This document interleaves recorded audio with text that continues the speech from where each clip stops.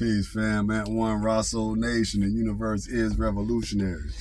We live on Planet Real again. It's been a while since I dropped one on Planet Real, but I got a good one for you. All right, check it.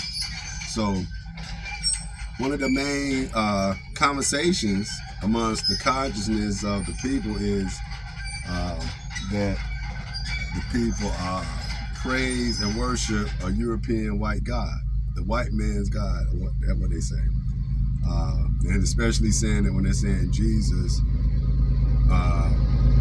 was flipped and made a white man, so black people praise the white God, and this is why they can't exceed in life as a people and individuals, because you believe in a white God. Now, I've heard this for years, even since I was a teenager. Now, I just like to say, I never even really thought about it as a youngster like that, because, like I said, my parents had black God pictures and black angels and stuff like that in the house. Black, Last Supper Jesus pictures and stuff. I didn't come up with a white God in my parents' house. And I went to church a lot. I saw a white Jesus picture in my grandmother's house. I wasn't raised with my grandmother, I was raised with my parents. Right? So it wasn't on me like that. But I tell you, when I used to see that white Jesus picture in my grandmother's house, and I'm sure a lot of people felt this way, that they felt like that picture was looking at you. Like you couldn't go like this or like this. You still see that picture. It's like that picture, the picture eyes be still looking at you. I thought that picture was evil back then. Well, now I think that picture is, evil, wicked. But when I was younger and I used to see it, I used to feel weird, thinking, is this supposed to be God? Like, you know what I'm saying? Like, why I keep looking like that? That don't feel right. That can't be right, So, like I said, I never had that indoctrination of like really having that picture in my house and praising it, thinking God looks like that white dude. But I'm saying all this to ask then, if the black folks are messed up by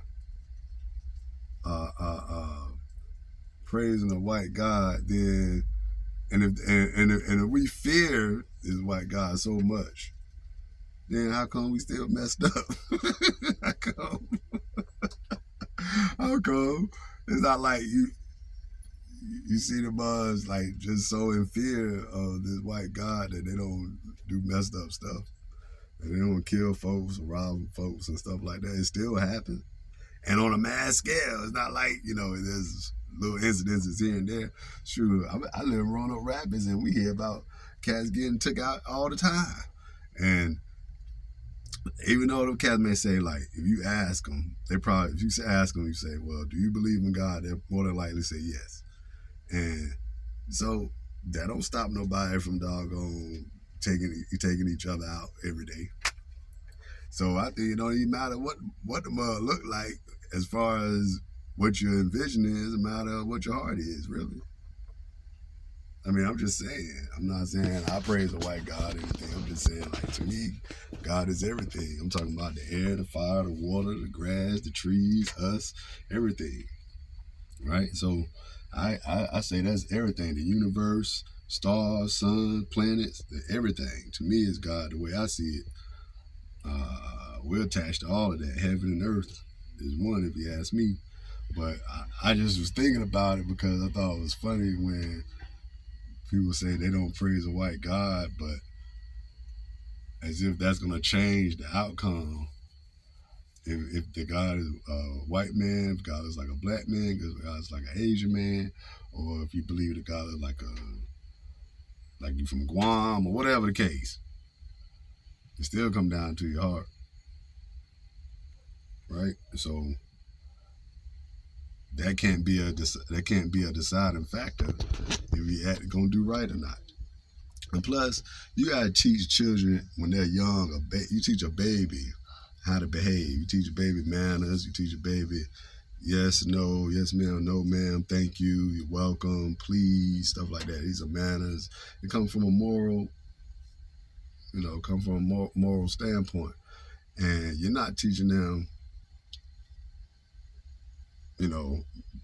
what God looks like. He just teaching them manners.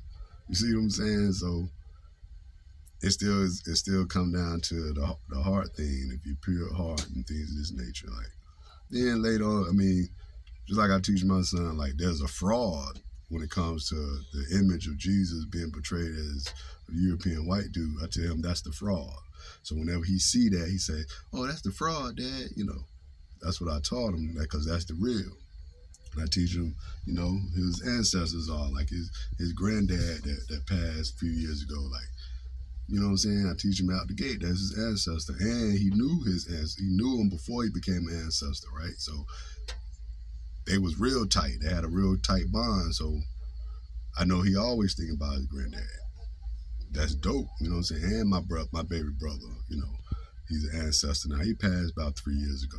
Well, he was murdered, but you know he done transition. So he's an ancestor. And it's like before my son go to bed, sometimes he be like, "All right, Dad, good night." He be like, "Good night, Granddad. Good night, Uncle Sean.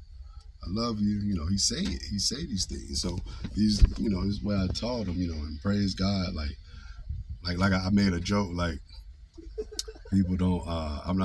I'm telling people don't worry about folks because they don't even say grace before they eat. So you know that's funny to me. So it don't even matter. Like, do you say grace? Are you thankful? Are you thankful that you're more fortunate than some other people that are less fortunate? They can't eat, or you know they got to struggle to eat just something simple. Are you grubbing or going to fast food or a restaurant and complaining? Like, think about it. But I'm just saying. But think about those things, yo. Hey, this is Ant One. The universe is revolutionary. Live on Planet Real, baby. Play your part, suckers. Peace.